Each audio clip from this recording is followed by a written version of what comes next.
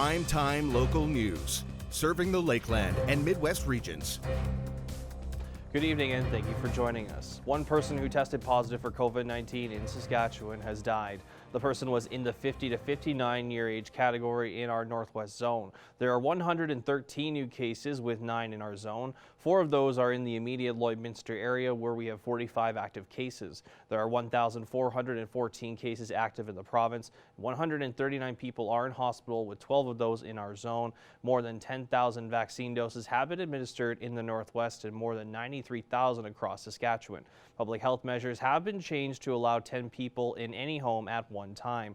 Worship services are also being allowed to increase attendance to 30% of capacity or 150 people. Well, the city is moving forward on the new fire hall with City Council approving the anticipated cost of work, and as Eric Bay reports, time will impact the total cost. The new fire hall is expected to cost just north of $7 million, but that number can still change. As Council heard Monday, prices on materials like steel continue to climb. Time is money, and certainly we'll be working with the administration. They'll be working with our construction manager to ensure that we are able to procure what we need at a reasonable and fair price as best as possible. And it's going to be challenging. As the city continues with the process of replacing Fire Hall 1, increased costs are not isolated to one project. On Monday alone, Council heard time could inflate furnishing the new Lloydminster Public Library space. Talking to various people in the construction industry and the building industry, it's challenging. It's challenging in residential, it's challenging in commercial. So the work will be cut out for our team, but I know they'll rise up to that and be able to tackle that as best as possible. Price changes will not be affecting the city's project timelines, according to the mayor. Progress is going on continuously. We've had some timelines set, and hopefully we can, all things considered, we can deliver our construction season on time, as well as buildings that are going up in the city. The new fire hall will be built in the Saskatchewan Industrial Park, east of the Legion Ball Diamonds. Eric Bay, Primetime Local News. Well, this school year, Lakeland College couldn't host their annual in-person job fair due to COVID-19, so they moved the event online. Our Jasmine King has the details. I'm joined here today with Raylene Hickson, and she is the Manager of Community Development with Lakeland College. Now, Lakeland College is hosting their virtual job fair this Thursday. So how will the job fair work this year? So this Thursday, March 11th, from 10 a.m. to 2 p.m., we're hosting 46 employers virtually. So if you think about it in a way of like a gymnasium, where you have a booth set up as an employer, and the attendee comes in to the gym and they walk over to your booth and they ask you questions, and they read the pamphlets or they see the graphics that you have up around your booth. You're really attracting them as an employer to come and speak with you. Our attendees are made up of our students, our current students, students who are graduating, and then also our alumni have been invited to attend as well. In a virtual setting, though, the benefit is that that you're not really confined to that booth, right? So, we have employers from across Canada that will be participating, and they'll be able to reach out and speak to students and alumni and provide information about their company and what their company does and what kind of job opportunities they have in recruiting those students and alumni to apply for various jobs, jobs that are in many different industries, and also positions like summer employment, part-time, casual, contract, as well as full-time employment. So it's really hitting all of the marks there. And you mentioned the 46 different employers. So what is like the range of employers that we'll see? We have various employers who are attending. Some of our platinum sponsors are the City of Lloydminster, Richardson Pioneer, MNP, Shandos Construction, and Trace Associates. So just really from that variety, mentioning of platinum sponsors, you have an agriculture company, you have a financial company, you have a construction company, and you have an environmental company. So, just really from that, it gives you an idea of the type of employers who are going to be attending. But attendees can actually, or potential attendees, can check out the participating employers on our website at lakelandcollege.ca/job fair. And the participating employers list is long and vast. And something to point out as well is an employer might be listed, and you may have an idea of what an employer actually does and what kind of positions they have, but really they have various different positions that are open. And for our students and our alumni who are interested in attending, checking out the participating employers, clicking on their link to their website, checking out the career opportunities, it might actually surprise you to see what kind of positions they have open. So there's employers who have 30-minute slots. There will be a schedule on the expo page that shows when those employers will be speaking. So they'll have like a 30-minute speaking session where attendees can join in anytime during that 30 minutes and hear all about that company.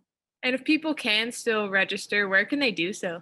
Absolutely, they can still register. So we've asked that those who are interested in attending, that they go to our website. So that's lakelandcollege.ca/job fair. They'll notice that there is an attendee registration. They then fill out the form, and in their thank you for registering message, they'll receive a link to create their profile on the platform that we're using, which is Showfloor. And Showfloor is a Canadian company incepted out of Ontario, and they've been great to work with. It's a wonderful platform that is geared towards engaging attendees with employers. So those seeking employment with those looking to fill employment positions. Rural community halls are struggling financially after a year of pandemic restrictions forced their doors closed for a year. Now Dewberry Community Hall is asking for the community's support with a fundraiser they started last month. Consequently, our income is really drastically reduced. So we're trying to come up with some ideas that can maybe keep us in operation. The Dewberry Hall Society are selling floor tiles to help cover their operating costs. The hall's main seating area has been divided into 300 blocks over 300 tiles. After a block is fully sold, a $500 draw will be held. Each block can generate approximately $9,025. We're selling the tiles for $25 each if you buy more than 3 tiles. 3 or more tiles are $25 each. If you only buy 1 tile, then it's $30. So it's kind of an inducement to maybe buy more than just 1 tile. The Society is hoping to raise over $75,000 if all the tiles are sold, and they can be purchased by calling 780-847-4166. Now here's Jace Mackey with a first look at your weather forecast.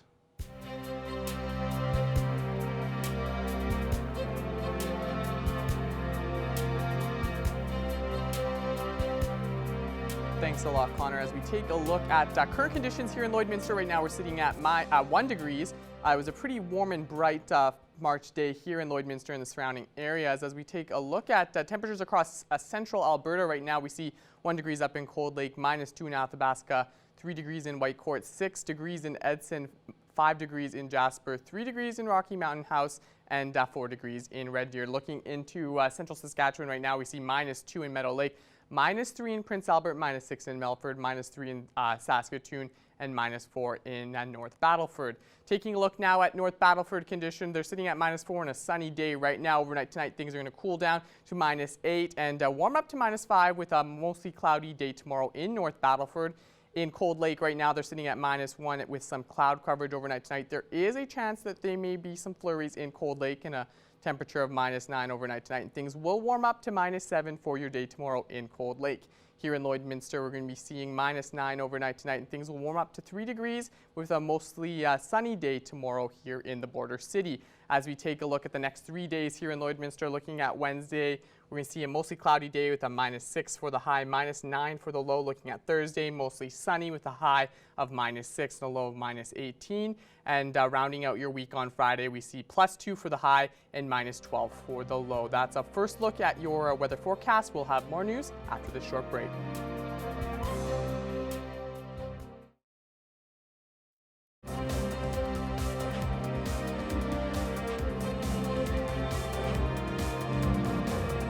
Welcome back. Lloydminster's Learning Council is eyeing post-pandemic times with the new virtual Spanish program. Tate Laycraft has more.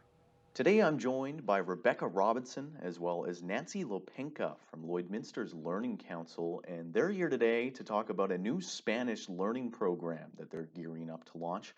Thank you so much for joining me, ladies. Thank you for having us.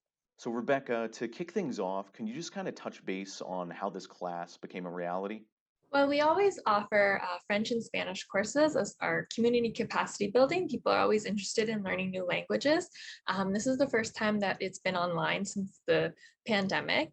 And I think it's kind of timely to have it now as the number of COVID cases decrease a little bit and the number of people being vaccinated increase. There's a little bit of hope that we can travel at some point, and learning Spanish and being able to dream of traveling to a Spanish speaking country is it offers a glimmer of hope. So I think it's very timely. And Nancy, as the instructor for this virtual class, what can students expect? Yeah, well, now is the mode to have the classes, right? Online is the only way.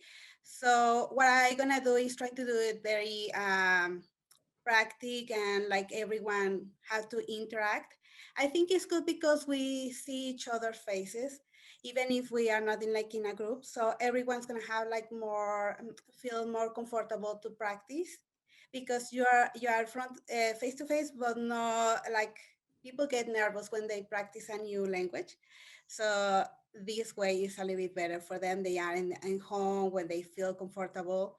And what I want to do is just go to the basics to be able to communicate in another country, right? When you do that, when you know the language where you're going to visit, you always feel more like you enjoy it more, and you get to meet more people and maybe places you will not visit if you don't have the language, right? So it enhance your travel, right? And do you guys have a limit on the amount of students allowed in the class then? Well, I can just speak to the class does start next week on March 6th, and it runs until May 18th. And it's for 10 weeks, so it's every Tuesday for 1 hour on Zoom. And people can register up until the day of, starting next week. But we do, it's already starting to fill up, so we recommend registering earlier than later. And people can do so by calling our office or also registering through our website at lloydlearningcouncil.org. As for the number of people, it really depends on how many people we get, because we want to make sure that they have time to practice, as Nancy said, to make it as interactive as possible. So right now we are not turning anyone away. If they're interested, they can for sure join. Do you have anything to add, Nancy? Yeah, and for the goal is by the end of the classes, they are able to understand what they can hear around, and also to communicate the basics with service or anything they need, right? Is there anything else that you guys would like to touch base on before we say goodbye? If anyone wants to keep up with the Lloydminster Learning Council Association, as I mentioned, you can check us out on Facebook, Instagram, and Twitter, and also on our website where we update all of our classes regularly.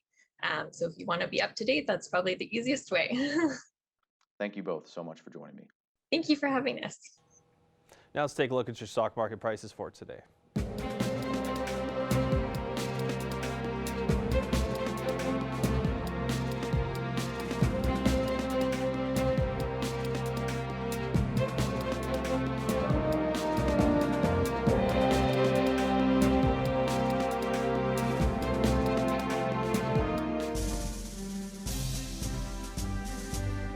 Today's oil prices are brought to you by First General Services.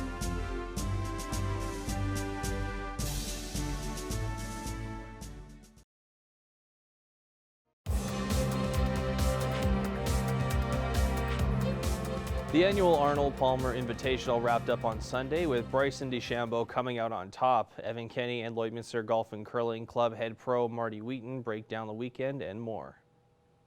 Well, this past weekend, the Arnold Palmer Invitational wrapped up at Bay Hill, where Bryson DeChambeau won his 8th tour victory, shooting in 11 under for the weekend. Joining me today to break this all down is Marty Wheaton from Wheaton Golf Services, as well as from the Lloydminster Golf and Curling Club. Marty, thanks for taking this time and joining me.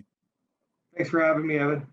Now, Marty, you know, when we chatted last week ahead of this tournament, one thing that we talked about a little bit was the long bomb, the drive, and, you know, distance, and how important that is at Bay Hill and would be this past weekend. I mean, Bryson DeChambeau drives the ball further and better than anybody out there. How big was that in his victory this weekend? I seen a stat. It was something like 5 or 7 strokes gained off the tee. So huge advantage there that he has over the field. And some of the lines that he's taking, nobody else can take. You know, the par 5/6, I think it was 370 yards that he's hitting it. Like, nobody ever thought that someone would take that line. I think from the entertainment standpoint, that was one of the most entertaining things I've ever seen in golf. And I hope that, you know, the sport needs more of that. Certainly overall, I think Bryson's complete game definitely was the difference in the tournament. Yeah, he not only hit long bombs with his driver, but also his putter was on fire as he hit, you know, multiple 40-foot putts, obviously to shed some strokes there, which, you know, always helps. But, you know, that 370-yard drive that he had over the lake there, and he gave it a nice fist pump there. So you always love to see that personality aspect as well. Also in that sort of front group there was also Lee Westwood, who finished second at 10 under, and Corey Connors, the Canadian, finished third at 8 under. And he's been coming on strong. Connors has 4 top 10 finishes this year, and he's currently sitting 24th in the FedEx Cup standings. Things are looking pretty good for the Canadian here. Hey, Marty? Yeah, definitely seen it you heard it from the announcers. Lots of compliments on Corey Connors' game, the way he manages his game, you know, the beautiful tempo that he swings with. There is a number of compliments for Corey Connors, and that golf course was playing extremely difficult. So certainly you had to be at the top of your game. You had to control your golf ball out there. And that was, you know, the big thing for Corey is complete control of the golf ball. And nobody actually broke 70 on Sunday either, just sort of going to show how difficult the course really was. Now, Marty, obviously this upcoming weekend is the Players Championship at TPC Sawgrass. I guess just how does this, you know, last weekend set the players up going into this upcoming weekend? Well, I think with a number of big tournaments coming up here and back to back, obviously Bay Hill and the Players are huge events on the tour. You know, I'm looking to see Rory hopefully bounce back. You know, he is kind of defending champion with skipping the Players last year is when the pandemic really hit the PGA Tour. So, you know, he had a rough go on number 6 at Bay Hill. I think he hit 2 in the water and then ended up making double bogey on that par 5. But I hope he bounces back. It'd be good to see him play some good golf. And Marty, you know, if there had to be one specific thing that, you know, you're most excited for when it does come down to the Players Championship, what would that be? I know for myself, it's a pretty easy answer, and that's number 17. I mean, who doesn't love watching the guys try to hit that island green there? Yeah, and you know, that's the iconic hole, and it's kind of a drop in the bucket for the madness that is the Pete Dye design. I think that's what the most entertaining factor of this golf course is that, you know, you can see gigantic scores on numerous holes out there, big changes, momentum shifts every hole, and that's what makes it a very entertaining tournament. Well, it should be an exciting one, and I look forward to this. Marty, thank you very much for taking this time and joining me. Thanks again, Evan. Now here's Jason Mackey with another look at your weather forecast.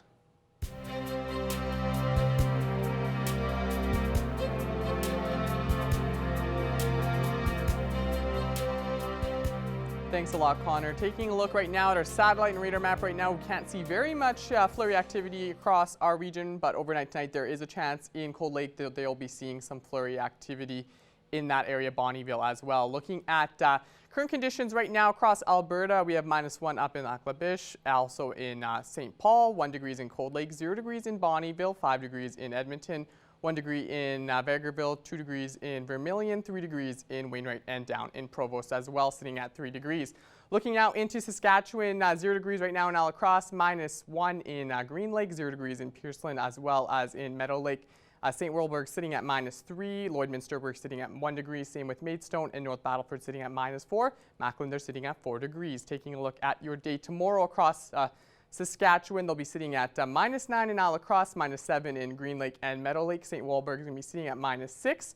Pierceland sitting at -7 tomorrow, as well as Macklin's going to be sitting at -3, -5 for North Battleford, and -6 for Maidstone. Taking a look into Alberta for the day tomorrow, -7 in Cold Lake, Lac La Biche, Bonnyville, St. Paul, and Marwayne, and Edmonton's going to be sitting at -6. Fairview will be sitting at -5, -6 for Vermilion and Wainwright, and Provost will be sitting at -5 for their day tomorrow. Taking a look at the school day forecast here in Lloydminster, overcast day tomorrow starting off at 8 a.m. We'll be sitting at -8. That'll continue throughout most of the day, and when school's out it'll be -7. So pretty mild day tomorrow, but it will be overcast. As we take a look at temperatures overnight across our region, there's a chance of snow in Alacrosse, Pierceland, and Bonnyville. Meadow Lake's going to be sitting at -10 overnight tonight. Alacrosse will be sitting at -12, -8 for Pierceland, Paradise Hill, Unity, as well as Wainwright. Bonnyville will be sitting at -9. Provost will be sitting at -7, and -9 for Muirnham. And looking now at the next 7 days here in Lloydminster, cloudy day tomorrow, -7 for the high, -9 for the low. Mostly sunny day on Thursday, high of -5. 3 degrees is the high on Friday. 2 degrees over the weekend on Saturday and Sunday is the high. -3 is the high on Monday. And a chillier day on Tuesday, -2 for the high and -10 for the low. That's a look at your 7-day forecast. We'll have more news after the break.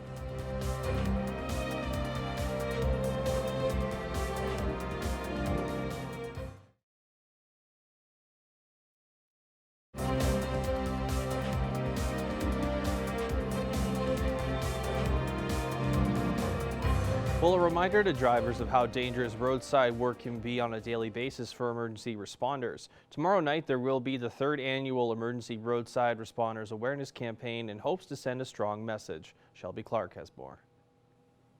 Joining me today is John Bunet with Action Towing and Recovery Service. How are you? I'm fine, thank you. And you?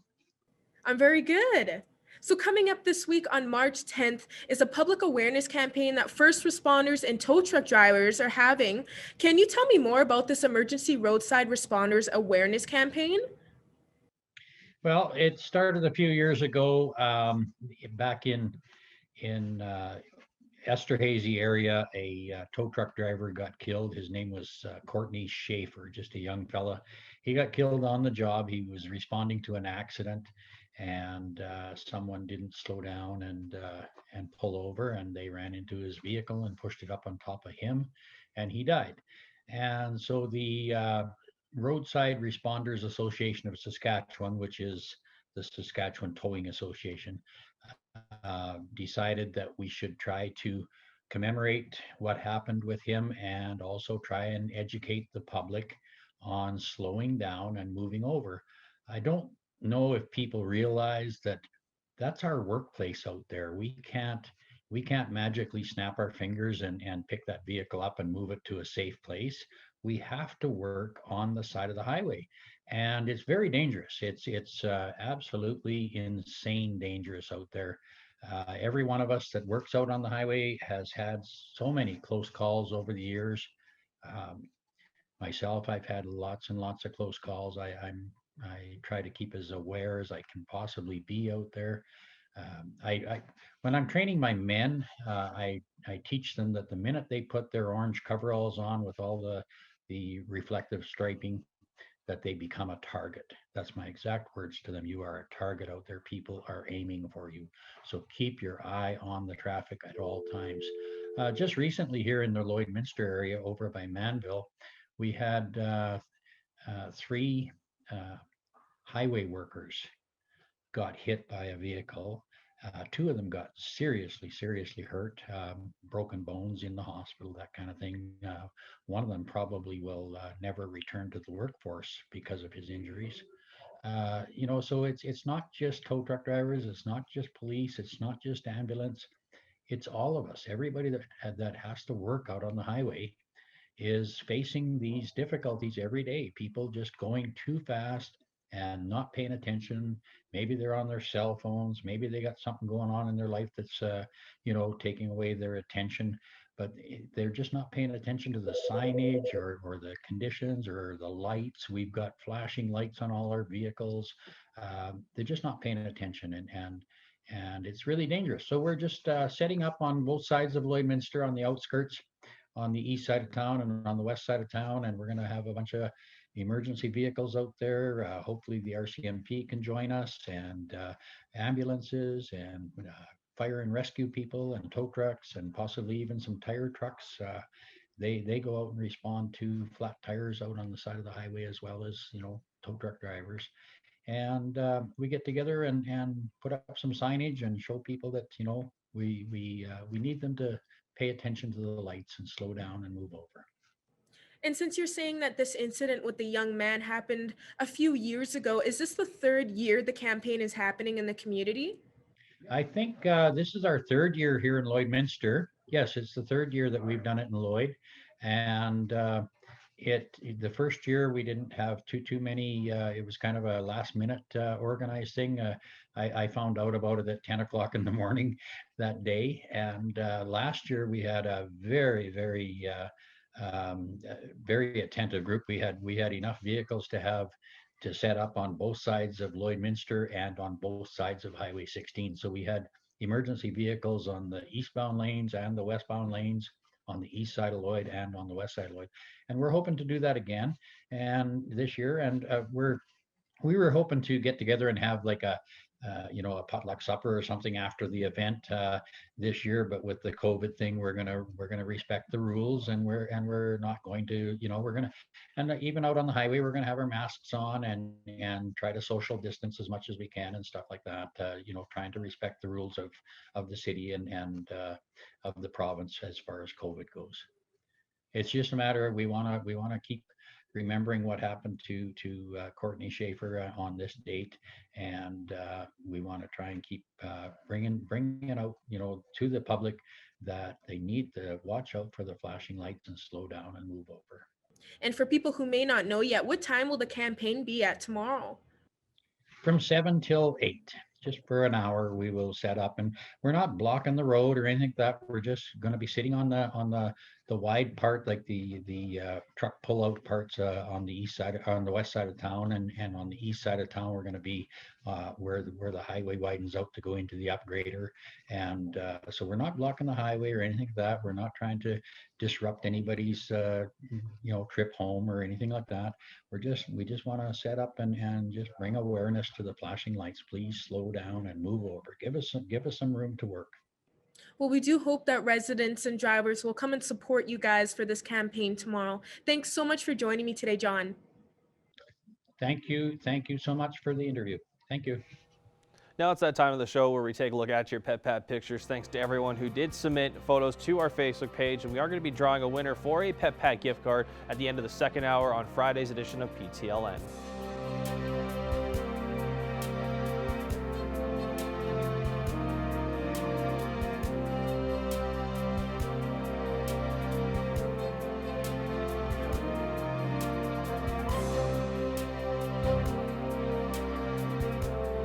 We want to see your pets. Send photos of your pet and their name to our Facebook, Twitter, or Instagram to have them featured on Pet of the Day. Your name will be entered into a weekly draw for a gift certificate from the Pet Pat.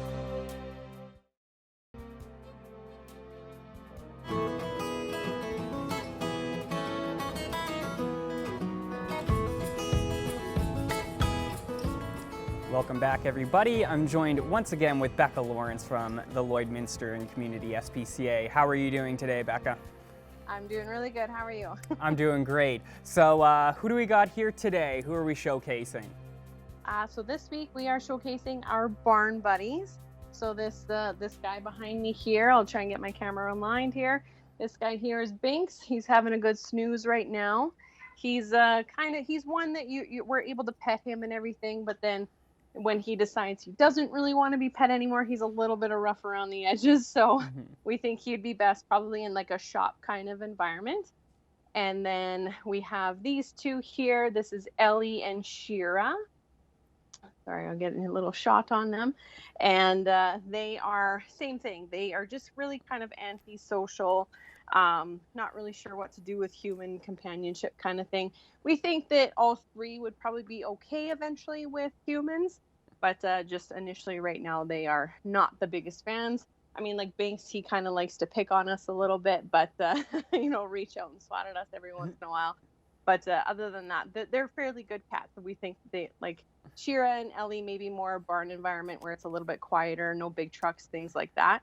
But yeah, Binks, we think, would probably thrive in a place where he could torment somebody. That's too funny, Becca.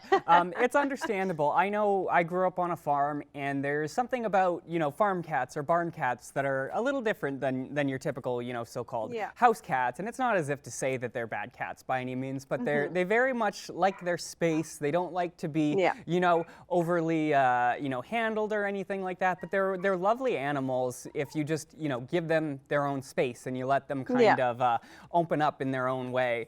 It's always nice, right? They generally, farm cats will end up being very affectionate on their own terms, obviously, right? Yeah. So obviously anybody out there, if you have a farm or a shop, these are the perfect kind of cats for you, especially if maybe you got some mice running around, which is always good to have a hunter on staff. So so Becca, what other animals do you have in there right now? I know last week we had a guinea pig, correct? Or we had a rabbit last week. We currently now have 4 rabbits up for adoption. So we still have the 2 hanging over at Pet Value where we did Pet Project last week. And then we have 2 here hanging out at the shelter. So we got Thumper and Oreo hanging out here. And Thumper, he's about 9 months old. He's rather large. He's probably going to get a little bit bigger. He's only about 9 months old.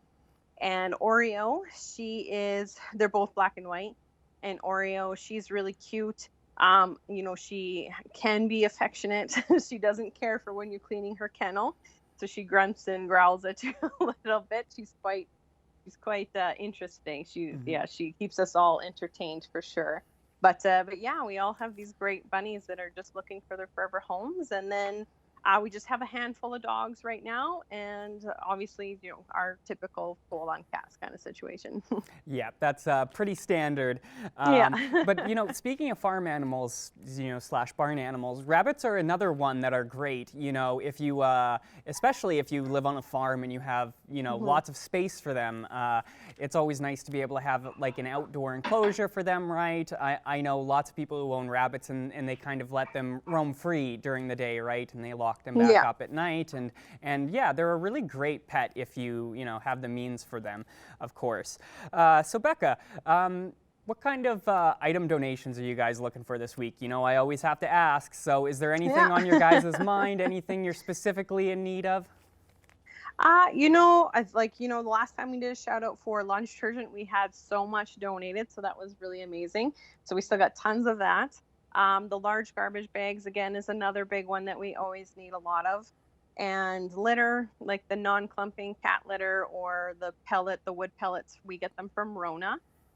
So that's something that we use all the time. And that's, something that we're, typically buying weekly, if not every couple weeks. There you go. So if anybody out there wants to do a good deed this week, they want to help out your community, pick something up and drop it off at the SPCA and, help out some of these animals. All right, well, that's all the time we have for this week, Becca, but I want to thank you for stopping and chatting with us. And thank you to the Barn Buddies for taking time out of their day to speak with us. Yes, they were stressed. Beautiful. Manage your waste and recyclables with Quick Pick Waste Disposal. 100% locally owned and proud to serve and support the communities we call home. Quick Pick, the convenient solution to avoid pollution.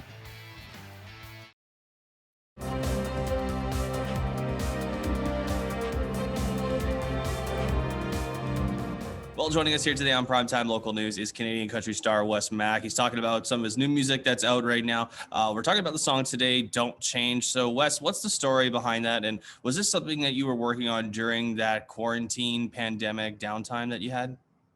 Yeah, so the beginning of the pandemic was kind of interesting for me in that I went on this like early in March, I went on this like 4-day, supposed to be like a birthday trip out to my cabin. It's one of my favorite places to go. And I planned flights there for 4 days. And 2 days into it, all the like lockdown measures happened and my flight home was canceled. And I was just like, oh, I don't really think I need to go home. There's like nothing to go back to. Like going back to a big city doesn't really feel like a good idea anyways.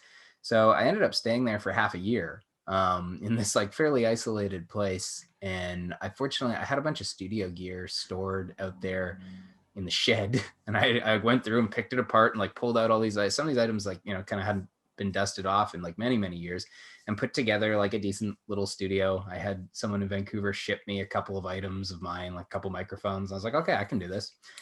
And yeah, I just started doing a bunch of writing and it was an interesting time, man. I feel like you kind of get to reset and recalibrate because with everything that sort of changed in the world and the like how you all of a sudden it's like you had no plans, you had nowhere to be. It became this sort of more additive thing where it's like, cool, I don't have any pieces on the board right now. What do I want to put on the board? Like, what do I want to work on? What do I want to write? It was, you know, maybe convenient for me in some senses in that I just put out my last record. I'd done all the promo for it. I feel really fortunate and grateful that I didn't get tremendously like, you know, COVID didn't hit the day I was dropping an album or something. I was at a phase where my plan for last year was to do a lot of writing and like try and build the next record. So that's, you know, more or less what I did. Don't Change is like a very simple song. At the end of the day, it's about like a love in life that ends up staying constant through like all the changes and things that life throws at you. So once I'd written that, I felt like, oh, I don't need to be, you know, it's not so tremendously topical that it's like a song about COVID by any means, but I feel like it kind of rings truthful of like, there's certain stuff that's like good to change in life. And then there's a few things that, you know, some constants and anchors that are important to have. In your words, how do you feel the way that your career has gone so far? You're pretty well known here in the country. You have a couple of hit singles that a lot of us know you for. Talk about your progression as an artist from now compared to maybe a couple years ago. Maybe for me, I'm a little more, I don't know, you gain maybe some wisdom, you gain some jade, you make decisions of like, again, I can't help but feel like this last year has made me think like, oh, like life's more finite than you often like to think of it as. And with the amount of time you have, maybe this isn't really answering your question, but like I feel more aware of what I want to be doing and that it's like, oh, cool, I'm kind of in the like prime of my life right now. And I often haven't felt like that. I think through most of my years, I always feel like, oh, I'm like going to get to this place where I'm able to do the work I really want to do. And at some point last year, I was like, no, I'm there. Like I'm the age I should be. I have the resources to do it. I have the experience. There's nothing stopping me but myself from just like sitting down, writing the album I want to do, writing the films I want to make, like creating the stuff I want to do. So maybe it's just having a little bit more self-awareness in that and wanting to like specifically choose like this is the sound I want to have and this is the story I want to tell and what I want to leave behind in this world.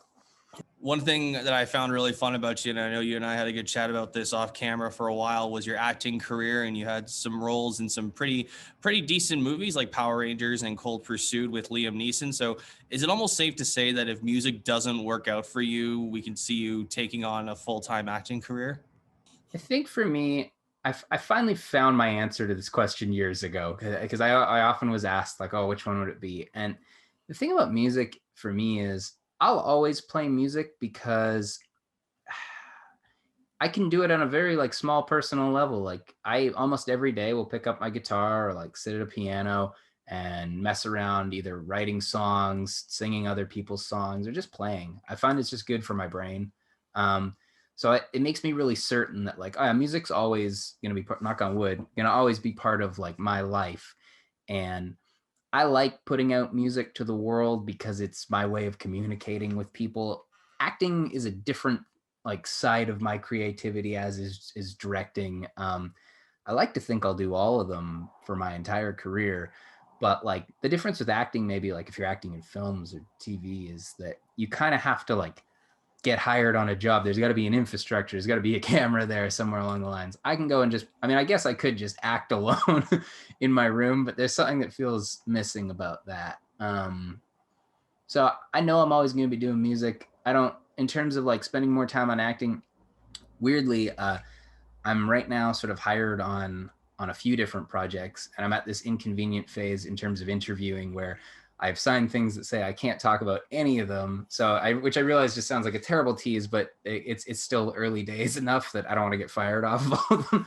But it seems like I'm probably going to have a bunch more acting stuff going on in the next little bit here. And then I hope to, you know, like I'm halfway through making this album. I want to finish the rest of it. So I don't know, man, I hope to be able to sort of duck and weave through both of them. Wes, I really appreciate your time. The new single, Don't Change, is out now everywhere on all major streaming platforms. Wes, thanks a lot for joining us today. Taking a look at our 7-day forecast again, Wednesday is going to be seeing a mostly cloudy day at the high of -7, -5 is the high on Thursday, -3 the high on Tuesday, and 2 degrees for the high over the weekend, -3 on Monday, and we wrap things up on Tuesday looking at a cold day and -2 for the high.